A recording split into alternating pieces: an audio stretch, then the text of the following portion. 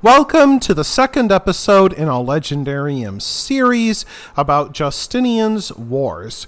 In this installment, A Capital in Flames, we will talk about how John the Cappadocian, Justinian's taxman-in-chief, provoked mass riots in Constantinople that put Justinian's throne in danger. In the previous episode, we talked about Justinian's first great victory over Sassanid Persia. Yet Justinian could not have won this war without his taxman-in-chief, John the Cappadocian, whose chief virtue was being able to raise money by any means necessary. Justinian's government, like most, often ran short of cash, and John always found a way to fill the treasury. On some occasions, he even arrested wealthy subjects and then tortured them until they revealed where they hid their taxable income. One historian noted that when John visited Lydia, he left not a vessel in a house, nor a wife untouched. Not surprisingly, John was almost universally loathed throughout the city of Constantinople and the East Roman Empire. Justinian tolerated him as he needed somebody to finance his wars and construction projects. The Empress Theodora, who like John also came from humble background and rose to great power, began to take a violent dislike to him. In the court of Justinian, no one wanted to be on the wrong side of the empress. She was intelligent, ignored flattery, and utterly ruthless when crossed. John knew the empress despised him and began to surround himself with armed guards at all times. Though he returned her hatred, he proved wise enough to never express it publicly. Yet the taxpayers of Constantinople proved far less shy about expressing their loathing for John the Cappadocian. The uprising against the taxman began with the Blues and the Greens, two rival sports clubs in Constantinople. They wore the colors of their team to the hippodrome, as did the horses and chariot drivers themselves.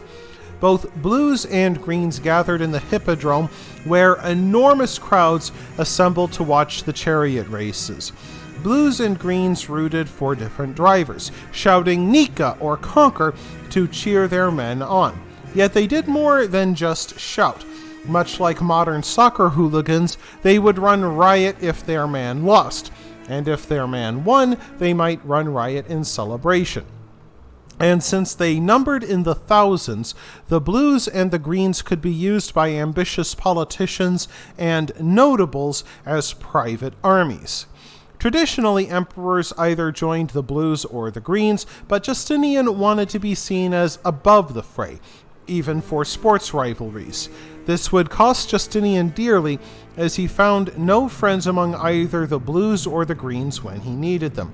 Indeed, as the taxes kept coming, the Blues and the Greens joined together in a riot to protest against John's high taxes.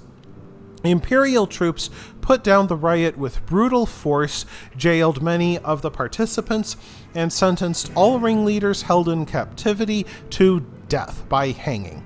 Guards placed 7 men upon a scaffold with nooses around their necks and executed them one by one, except for 2 whose nooses snapped. Before the guards could try again, the crowd rushed to protect them. Monks took the 2 men to a nearby monastery, the monastery of St. Conan, gave them sanctuary, and begged Justinian to pardon them. In a striking chance, the 2 survivors happened to be a blue and a green. Justinian had no intention of pardoning any tax writer, yet he did not want to anger his subjects. So he decided to hold new races in the hippodrome, then quietly execute the 2 survivors during the big event. On January 13, 532, as the races began, both the Blues and the Greens loudly pleaded with the emperor to show mercy to the 2 men. When no response came, both factions began to cry out, "Nika! Nika!"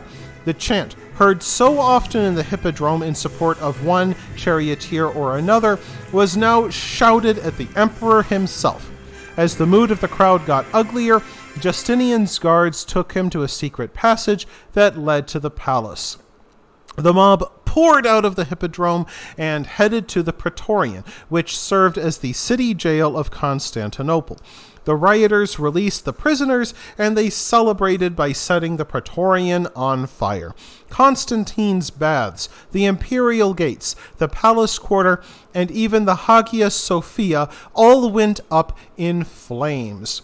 The blues and the greens should have been fighting the fires, but now they set them. Justinian feared that notables would use the chaos to their advantage and tried to appease the rebels by offering them pardons.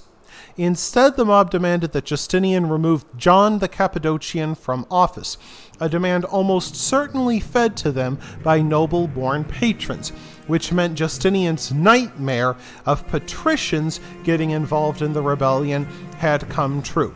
For 5 more days, the bloody riots continued, and eventually the rebels found another candidate for the imperial purple, Hypatius, nephew of the late Emperor Anastasius I.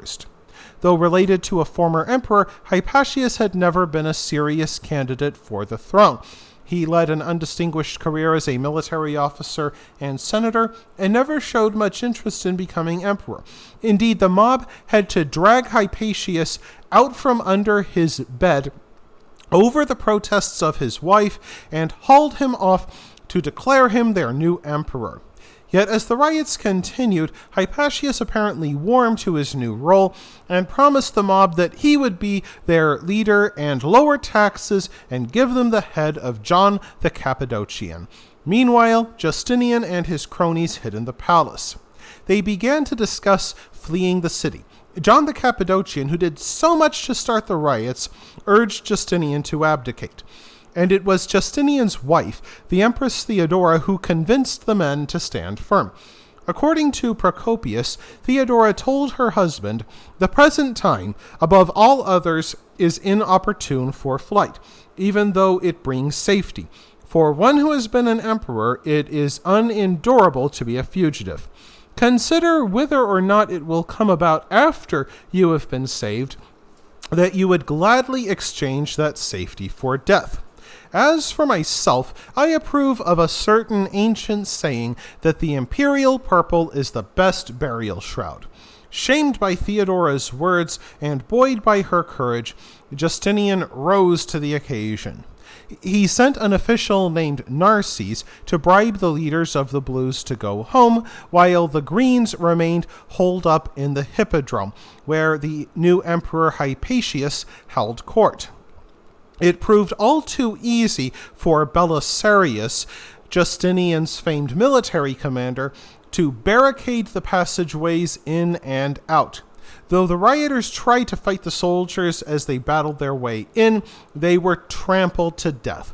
Once Belisarius's soldiers burst in, the armored and battle-hardened soldiers marching in lines made quick work of civilians armed with brickbats. Somewhere between 30,000 and 35,000 people were slaughtered within the walls of the Hippodrome. Many of the ringleaders were captured and executed, including the unfortunate Hypatius. In the face of such ruthlessness, the rebellion soon crumpled. Any surviving rioters simply disappeared into the city.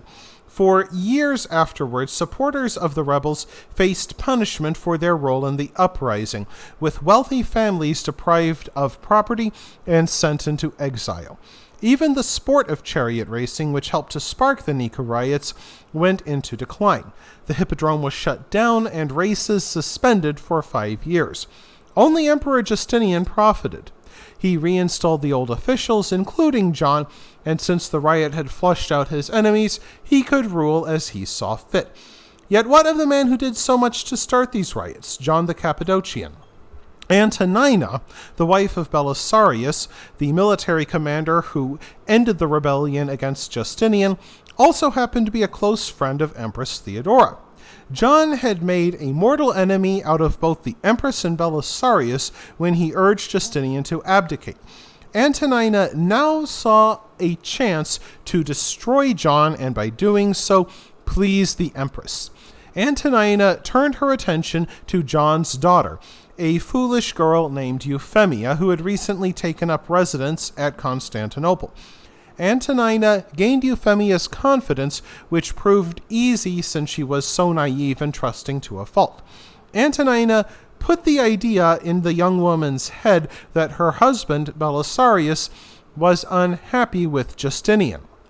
Since Euphemia had already heard her father say that John distrusted Theodora as a vindictive woman who dominated her husband, Euphemia readily believed Antonina. Antonina then told Euphemia that if her husband John the Cappadocian joined Belisarius, they could easily remove Justinian. In an act of stunning foolishness, Euphemia relayed the plan to her father John, and since John dreamed of becoming emperor himself, he agreed to the proposal, which was, of course, the empress's trap. Once Antonina had confirmation of John's willingness to betray Justinian, Theodora had enough rope to hang the Cappadocian with. Theodora had John imprisoned, then tried to torture two men into making a confession that would implicate John. While they did not tell her what she wanted to hear, she cut off their hands. Though she had to release John, he lived quietly for the rest of his days. The taxman, once feared by an empire, died in near poverty. That wraps things up for this installment of the Legendarium. I hope you enjoyed it. If you did, press like. If you want to see more, press subscribe. And if you've got anything to say, let me know in the comments section. Thanks again for joining me, and I hope you have a great rest of the day.